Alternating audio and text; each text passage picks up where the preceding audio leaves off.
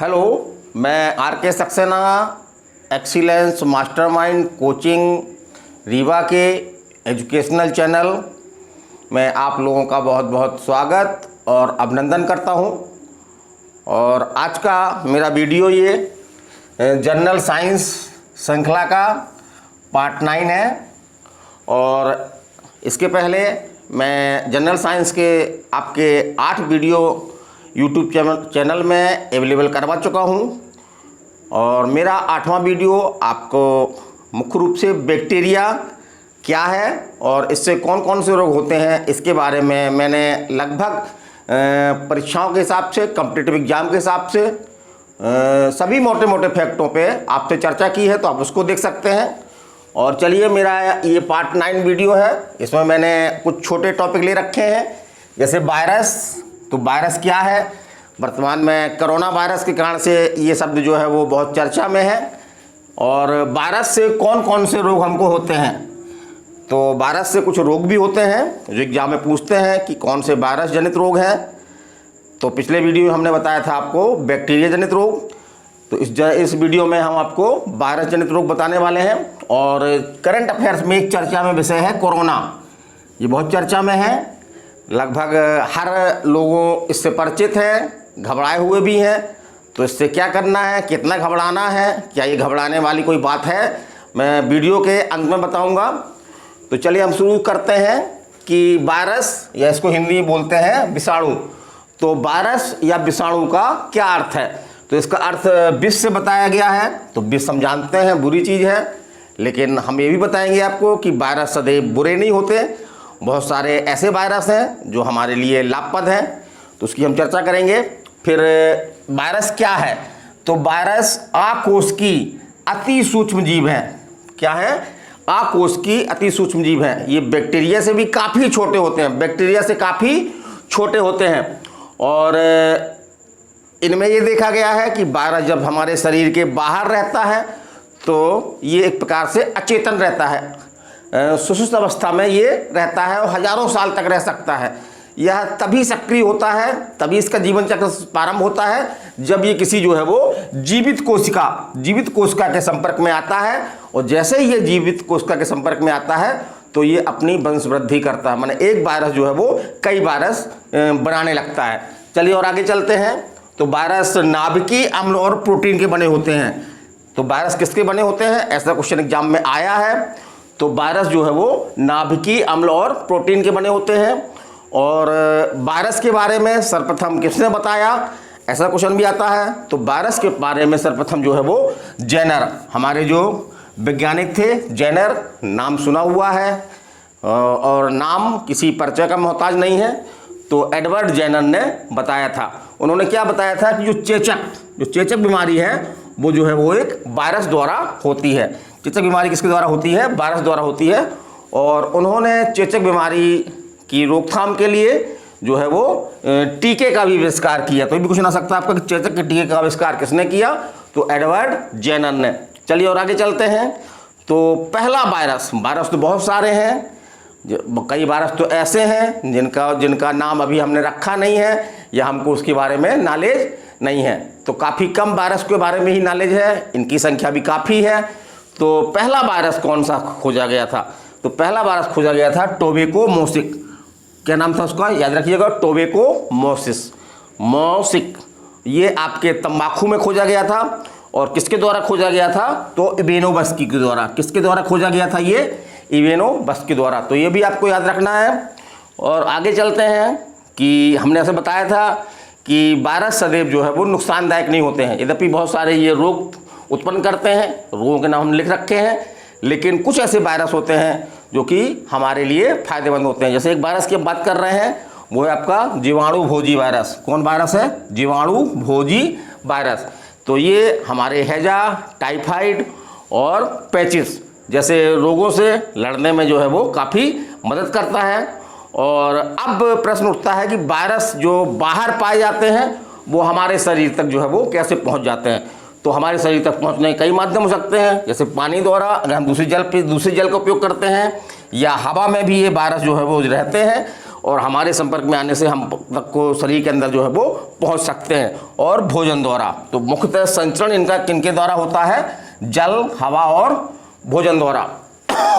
अब हम चर्चा करने वाले हैं, जहां से आपके कुछ क्वेश्चन आते ही हैं कि कौन कौन से रोग जो है वो वायरस से होते हैं। तो वायरस से आपके, तो हम तो पहले पाक्स, तो पाक्स आपके दो प्रकार के होते हैं, चिकन पाक्स और स्मॉल पॉक्स। स्मॉल पॉक्स जिसको हम छोटी माता बोलते हैं, काफ़ी संक्रामक रोग है ये। तो ये दोनों रोग जो है वो वायरस जनित रोग हैं। इसके अलावा खसरा, जिसको हम मजलिस बोलते हैं, जिसको हम अंग्रेजी में मजलिस बोलते हैं, तो वो भी वायरस जनित है आपका। इसी प्रकार से पोलियो, जो हमारे शरीर को प्रभावित करता है, तो पोलियो भी आपका जो है वो वायरस जनित रोग है। इस तरह से रेबीज, जो पागल कुत्ते काटने से होता है, और डेंगू नाम सुना हुआ हमने, और आपका AIDS, acquired immuno deficiency syndrome, ये भी जो है वो एक महामारी के रूप में है और अभी तक इसका इलाज जो है वो नहीं खोजा गया है। और हेपेटाइटिस बी, हेपेटाइटिस आपका ये जो है वो वायरस जनित रोग है। तो मुख्य रोग आपके ये हैं, या में इनको दिमाग में रख लीजिएगा कि ये जो है वो वायरस जनित रोग हैं आपके ये। और चलिए, कोरोना वर्तमान में चल रहा है, तो उससे भी कुछ क्वेश्चन बन सकते हैं। तो हमने करंट अफेयर्स के रूप में कोरोना को लिया हुआ है। हमने इसमें बहुत सारे फैक्ट हैं, लेकिन हमने केवल उन्हीं फैक्टों को इसमें फोकस कर रहे हैं जो कि आपके एग्जाम में आ सकते हैं। तो जो कोरोना जनित जो बीमारी होती है, उसको नाम क्या दिया गया है? कोविड-19। तो इस कोविड-19 का फुल फॉर्म है आपका, तो फुल फॉर्म कैसे है? तो CO यहाँ पे हो गया आपका कोरोना, CO फॉर कोरोना, और VI मीन्स होता है आपका वायरस। तो कोरोना वायरस, और D माने होता है डिसीज, माने बीमारी। तो कोरोना वायरस बीमारी 19, ये इस बीमारी का जो है वो नाम दिया गया है, जिसको हम कोरोना के नाम से जानते हैं। और किस वायरस से होता है ये? तो उस वायरस को जो है वो शुरू में तो नोवेल वायरस कहा गया। नोवेल वायरस, तो नोवेल वायरस क्यों कहा गया? क्योंकि नोवेल इसलिए शब्द कहा गया कि नोवेल मीन्स होता है कोई नया, कोई नई चीज़ जो संपर्क में आई हो, जानकारी में आई हो। इसी कारण से इसको नोवेल वायरस नाम दिया गया। लेकिन फिर इसका वैज्ञानिक नाम क्या दिया गया? सार्स, SARS, सार्स,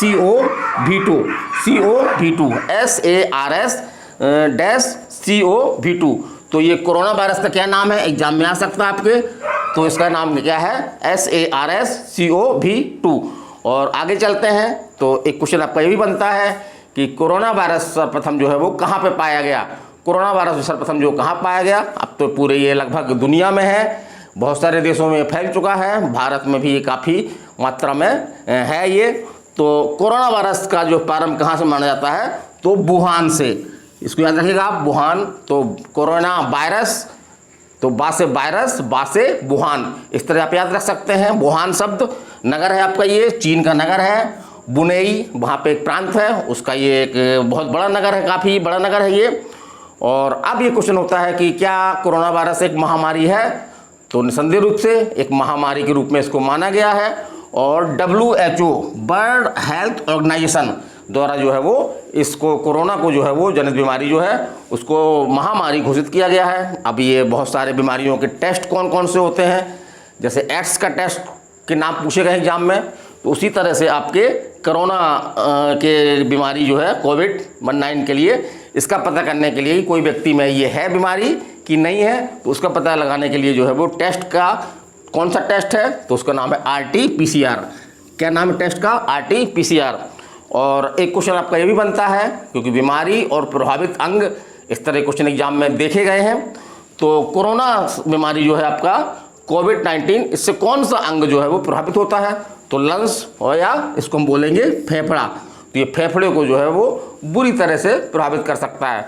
और आगे चलते हैं, तो एक क्वेश्चन आपका एग्जाम में ये भी आ सकता है आपका कि जनता कर्फ्यू भारत में जो है 2020 में जब कोरोना शुरू में आया था, तो हमारे PM द्वारा जो है वो एक जनता कर्फ्यू की घोषणा की गई थी। वो काफ़ी चर्चा में भी रहा कि जनता स्वयं ही जो है वो बाहर न निकले और सड़कों पे ना आए, तो उसी को नाम दिया गया था जनता कर्फ्यू। तो जनता कर्फ्यू जो है वो कब था? ये जनता कर्फ्यू कब था? इसकी डेट पूछ सकता है, तो इसकी डेट जो है वो 22 मार्च 2020। तो मेरा ये वीडियो आपको कैसा लगा और थोड़ा सा मैं कोरोना पे चर्चा करना चाहता हूँ कि कोरोना निस्संदेह रूप से एक गंभीर बीमारी है, लेकिन उतनी गंभीर नहीं है जितना कि इसको प्रकट किया जा रहा है, क्योंकि असल में क्या हो रहा है कि हमारे जो सोशल मीडिया के तंत्र हैं, जैसे हमारा मोबाइल है, व्हाट्सएप है, या हमारे जो है तथाकथित न्यूज़ चैनल हैं, तो इनके द्वारा जो है वो जो कुछ नेगेटिव फैक्ट आ रहे हैं कोरोना के बारे में, निस्संदेह रूप से कोरोना कुछ प्रभावित कर रहा है, कुछ दिक्कतें आ रही हैं कहीं कहीं पे, तो उन दिक्कतों को क्या करता है, इतना बड़ा होकर के बताया जा रहा है कि एक प्रकार से हमारे मन में जो है वो डर पैदा किया जा रहा है। तो हमारा क्या फ़र्ज़ बनता है कि कुछ समय के लिए हम जो है वो पॉजिटिव हो जाएं, और इस तरह से न्यूज़ चैनलों से हमारे बहुत सारे मित्र यार हैं जो कि व्हाट्सएप में बहुत सारी इस तरह से न्यूज़ देते रहते हैं। बहुत सारे ज्ञानी लोग पैदा हो गए हैं कोरोना को लेकर के, जो अपना ज्ञान जो है वो बिल्कुल फ्री में बांटते रहते हैं और इसको बढ़ा चढ़ा करके बताते रहते हैं। तो ऐसे लोगों से हमको दूर रहना है। हम पूर्णतः सुरक्षित हैं, क्योंकि इतिहास गवाह है कि कोई भी महामारी, चाहे ये तो कोई बड़ी महामारी नहीं है, इससे बड़ी से बड़ी महामारी भी हम लोग उनका सामना कर चुके हैं, तब भी हम मानव जीवन जो है वो अस्तित्व में है। तो इस बीमारी बहुत बड़ी नहीं है, लेकिन इसका मतलब नहीं है कि हम लापरवाह हो जाएं। हमें सावधानी बरतनी ज़रूरी है, और सावधानी हमको बरतना भी चाहिए, क्योंकि हम मानव हैं। मानव जो है एक विचारशील प्राणी माना गया है। तो कोरोना को बिल्कुल लेकर न डरें, क्या ना करें, सावधानी तो बरतना है, लेकिन टीवी चैनलों जो वैसे ख़ास तौर से न्यूज़ जो इस तरह चीज़ों को बढ़ा के दिखाता रहता है, ख़ास तौर से उन व्हाट्सएप में आने वाली पोस्टों को तुरंत ही डिलीट करें, या उनको बिल्कुल ना खोलें, बिल्कुल ना देखें, या ऐसे लोगों से स्पष्ट रूप से कह दें कि प्लीज़ इस तरह की हमको पोस्ट ना किया करें। तो ये कुछ हैं चीज़ें, और हम अपना समय अधिक से अधिक सकारात्मक में लगाएं, परिवार के साथ रहें। बहुत सारे गेम हैं वो हम खेल सकते हैं, या हम जो कंपटीशन की तैयारी कर रहे हैं, तो हम अब ये ना मान के चलें कि अब तो दुनिया ख़त्म हो रही है, कोई कंपटीशन नहीं होना, तो ऐसा नहीं है। कुछ समय बाद जीवन नॉर्मल हो जाएगा, तो हम अपने जो कंपटीशन की तैयारी कर रहे हैं उसको हम और अच्छी तरह तैयारी करें। ख़ास तौर से जो एमपी पुलिस वाले, देखने में आया है कि जो अच्छे लड़के थे बहुत अच्छी तैयारी कर रहे थे, लेकिन अब जो है बहुत वो लापरवाह टाइप के हो गए, माने कि जैसे एग्ज़ाम होना ही ना हो। तो उनको इस समय का एक उनके पास जो है वो एक अवसर है, सुनहरा समय है ये, तो घर में बैठ कर के उसकी तैयारी कर सकते हैं। और मेरा ये यूट्यूब चैनल आपको बिल्कुल इसी तरह से तैयारी करवाने के लिए समर्पित है, और फ्री ऑफ कास्ट है इसमें। तो इसको आप जो है वो लाइक करें, शेयर करें, सब्सक्राइब करें, और बेल आइकन दबा लें, ताकि हमारे जो भी वीडियो हम आपको देना चाहते हैं, आप तक पहुंचाना चाहते हैं, आपको लाभान्वित करना चाहते हैं, तो आप तक पहुंच सकें। तो मैं आरके सक्सेना अगले वीडियो तक आपसे जो है वो विदाई लेता हूं। नमस्कार, धन्यवाद।